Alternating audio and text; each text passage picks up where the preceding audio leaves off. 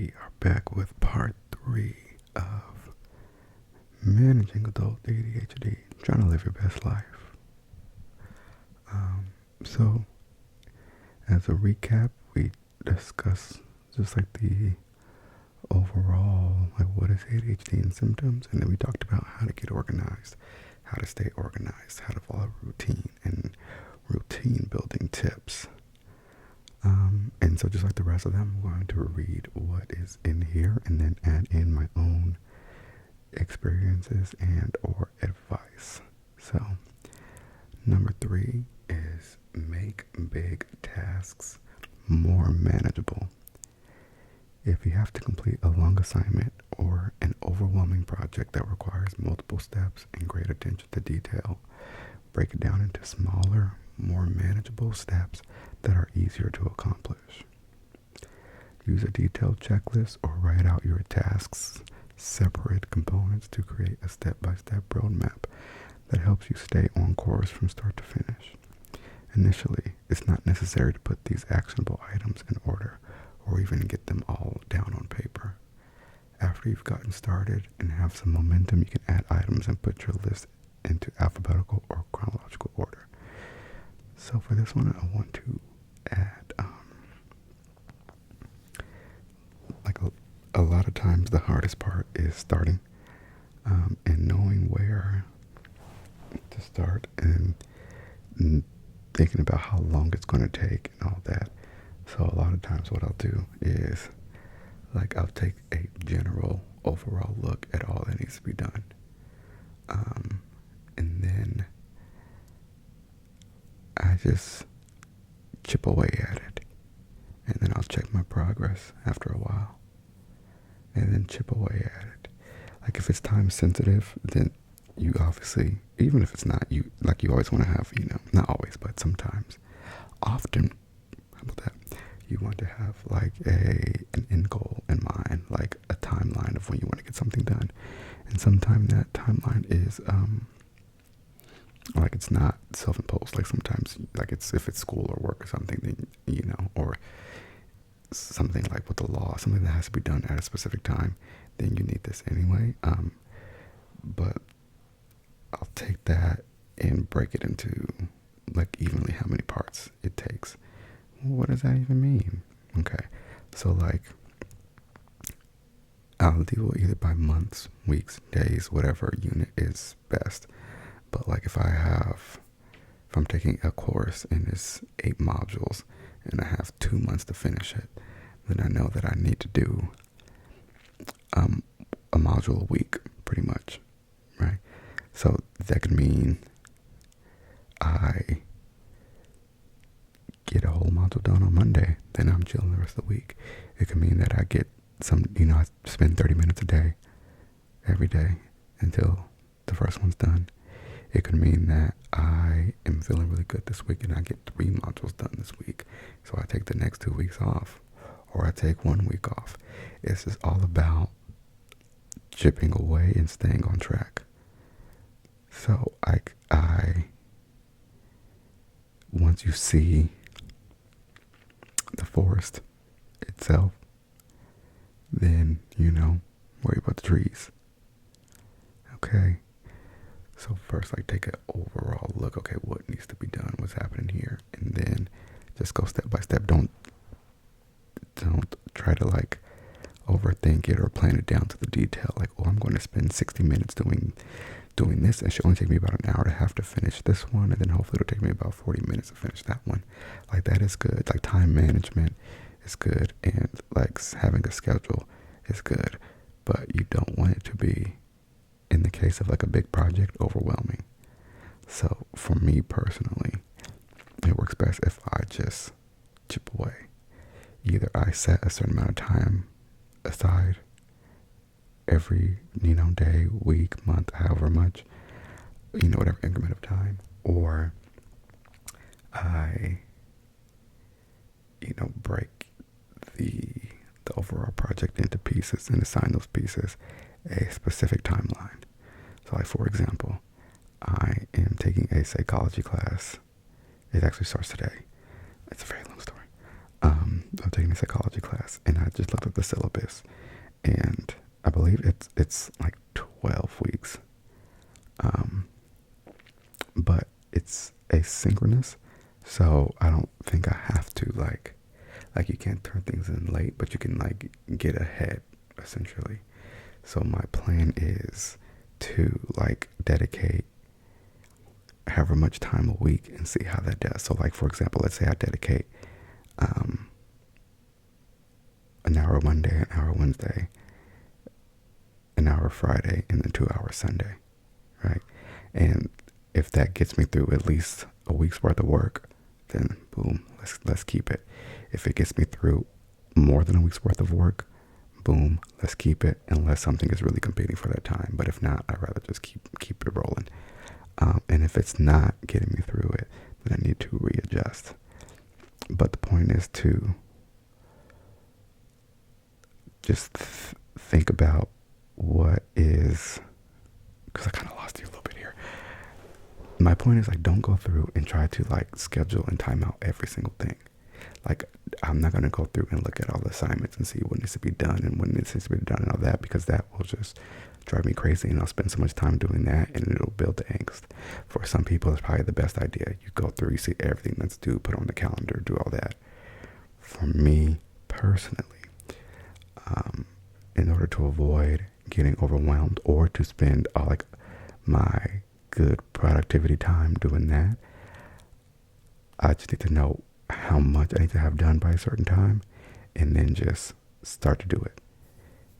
Like, if I've noticed, if I look too far ahead and get too granular, I get overwhelmed, and I spend too much time working on when I'm going to do something than actually doing it. Okay, I've talked way too much. Let's move on. So, time management for adults with ADHD. It says organization and routine set the foundation for better time management, but it can feel overwhelming to start a scheduled project. Sometimes you aren't quite sure how to begin, or the full scope of the duty seems immense. Whenever you experience these mental or physical roadblocks, commit to working for short amounts of time using a timer method. Bitch, I could have wrote this article myself. Break up large projects into smaller tasks. Instead of one big, daunting project to clean the entire living room, create separate tasks like this. Oh, this is about to eat. Okay. Task 1. Collect dishes from the living room and place them in the kitchen sink. Task 2. Remove items that do not belong in the living room and place them in their homes. Toys go back to the kids' room, shoes go into the closet. Task 3. Vacuum the carpet. Task 4. Wipe down tables and surfaces with polish or cleaning spray. So to that one, ditto. So like when I, like, cleaning is always like especially if you've gone a long time without doing it, it's hard to know like where to start. It's like, oh my God, this place looks filthy, where do I begin? And then especially with ADHD, you know, we tend to kind of just hop around. And it's still something that I struggle with, even on the medication. Like if you start something, but then you see something else, you feel like you need to start that while it's still fresh in your mind and while you have the will to do it. And so you abandon what you were doing, and then you go and do that new thing. And then the process of doing that new thing, you know, you see, oh wait, I said I was going to, you know, go through this mail. Let me go through this mail really quickly. And then you go through the mail, and then you see something in there. You see your registration is due soon. So you're like, okay, let me go put this on the refrigerator so I don't forget. Then you get to the refrigerator, you're like, oh yeah, bitch, I was washing dishes. Let me get back to washing these dishes. But then you didn't finish opening the mail, and then it's just, now you have more trash because you've opened up some mail and didn't finish it, and then the dishes still aren't done. And so then it's like, okay. So when I am like doing the living room, for example, I have the, you know, like the coffee table and then 2 end tables. And so I'm like, okay, right now I'm going to just clean this one end table. Then when that one's done, okay, now I'm just going to clean the coffee table. And then when that one's done, okay, now I'm just going to clean this other end table. Okay, that one's done. Okay, now I'm going to take off the, you know, the blanket and the pillowcases from the, you know, the pillows on the couch and put it in the washing machine. Okay, that's done. Now I'm going to vacuum the couch because of course my dog shits a lot. Okay, that's done. Instead of like just looking at the room like, okay, I need to clean this room, and just started picking up things, come up with a plan, divide it up. And again, it's easier. Sorry, it's easier for me to do now on Adderall, but dividing things up. Like when I do the bathroom, I'm like, okay, finish the sink before you do anything else. Like I know it seems simple to start the sink, but then to go to the bathtub too while you already have the spray out. But no, just do one thing at a time. So yes, I like that. Okay, it says the next time you create a substantial project, try this exercise. Set a timer for 10 to 15 minutes to do only one of the defined tasks. For those few minutes, keep your attention focused on that task alone. When the timer chimes, decide if you have the energy to continue on that task, or if completed, start a new one for an additional 10 to 15 minutes. If you still feel motivated, reset the timer and continue working in short intervals for as long as you can. If you'd like to rest, that's okay. Stop the activity and try again later or the following day. So this one is something that I do. Because it says if you still feel motivated, if you still feel motivated, reset the timer and continue working. It also says decide if you have the energy to continue on that task or not. So there are some things that are just not as fun as others, right? But you have to get them both done. And so oftentimes what I do is I stagger them so that my reward for doing something that's not as fun is doing something else that's productive but more enjoyable, right? So let's say I'm filing my taxes, but I also need to create my grocery list, right? For me, creating the grocery list is one of my least favorite things in the world. I still struggle with it. I feel like I should just go back to like Purple Carrot or something because I still have a hard time with it. So let's say I tell myself for every 10 minutes that I work on this grocery list, I can spend 10 minutes on, Free Tax USA, filing my taxes. Well, filing your taxes is not fun, right? But it's something that needs to be done, like grocery shopping.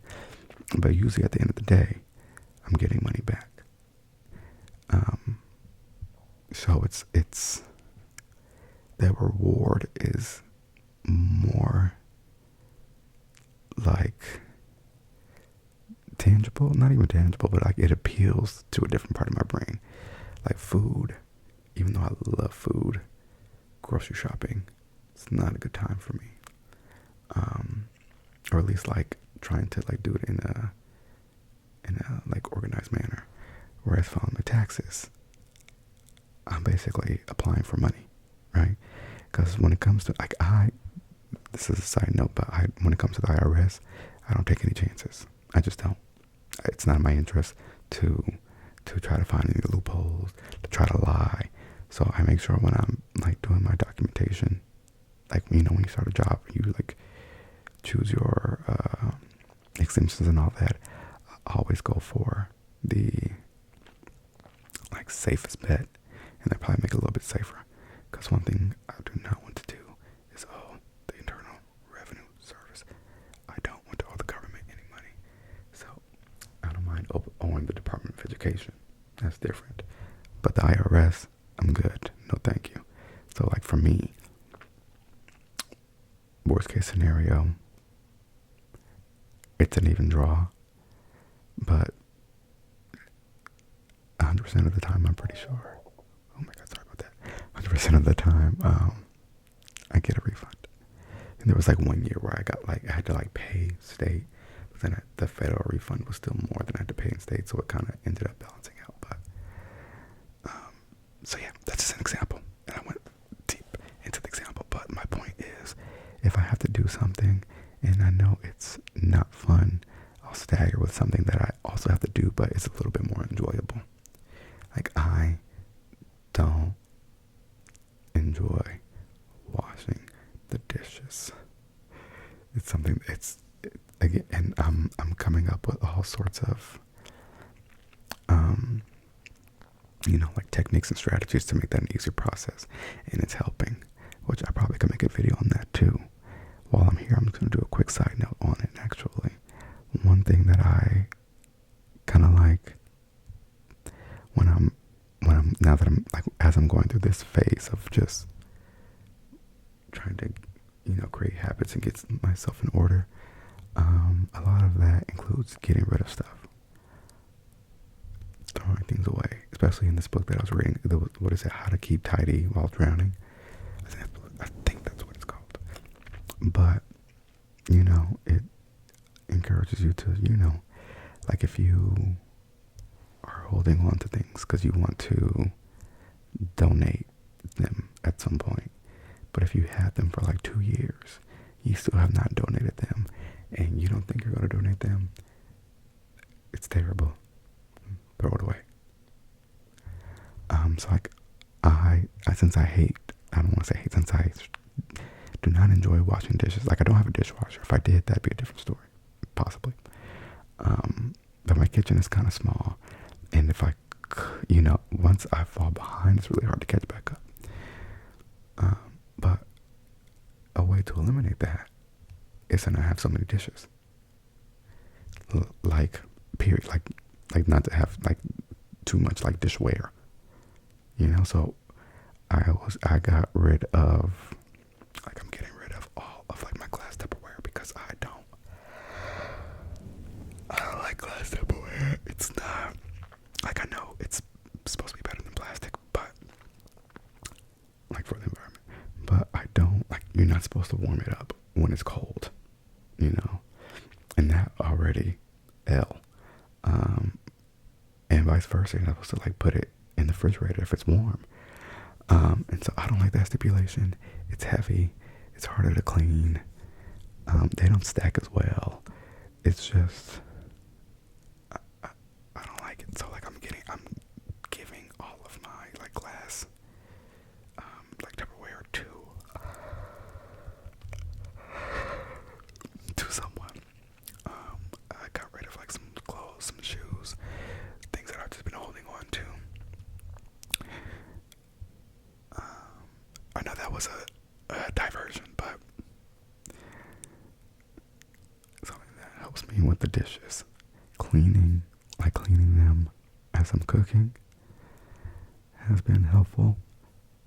Like, so before I start cooking, I'll like empty out the little dish tray, and if there's dishes in the sink, I'll take them out and then run the water and put them in there, and then I'll clean them as I'm cooking. So like, I'll put, like today I made fried rice, for example, right? So I turned the stove on, with the pan on it, and then I did a few dishes, and then I added some olive oil, and then I threw in some vegetables, did a dish or two, and then I seasoned the vegetables and stirred them around some, let them cook a little bit more, do another dish or two, kind of just like that. So I move through the pile, and then when I'm done cooking, those dishes that I like, so again, as I'm cooking, since I already have the dishwater, I'll clean the stuff, when I'm done using it. But like toward the end, depending on what I'm making, like, I'll just leave the pan and whatever else that I didn't finish cleaning in the dishwater. And then when I'm done eating, I'll put whatever I was like, so for the fried rice, I used a bowl and a spoon. So I'll put that also in the dishwater. And so there's two scenarios. There's the unlikely scenario that I will get back to it, tonight and finish washing the rest of the dishes. Or more likely, I won't, but the food is not stuck on. And then when I cook dinner the next time, so like tomorrow I'll probably have to cook again because I don't make enough for seconds, or leftovers. So tomorrow when I cook again, all those dishes they've been soaked, so it's going to be much easier to clean. And they stay off the counter, so it just feels better. So that's another tip. And yeah, just not having as many dishes. If you have less dishes,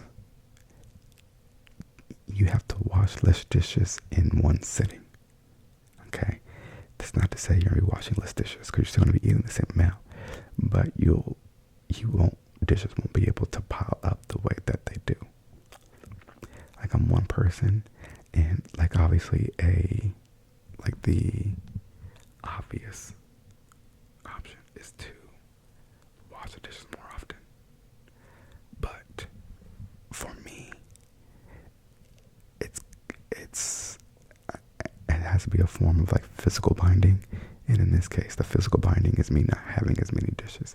It's kind of like if you don't want to eat ice cream, you shouldn't keep ice cream in the freezer, right? Because it's a little bit harder to stop yourself if you have it right here. Same thing with the dishes. If I have less to use, then I have less that can stack up. And now, due to that tangent, we're going to go ahead and in this one right here. I was going to do the next section, but I'll save that for another video. Although I feel like I could just get through it, but no, because I have a habit of, como se dice, rambling, which is fine. So, the next video will be 4, and then depending on how I do the next, like what time, we might do 4 and 5. And then at the end, I'm going to compile them all into one video and add a little background mew mew. And yeah, so I'm doing them in small chunks, and then at the end, I will create one long one where it has all the information in one video. But this one is a little bit more digestible.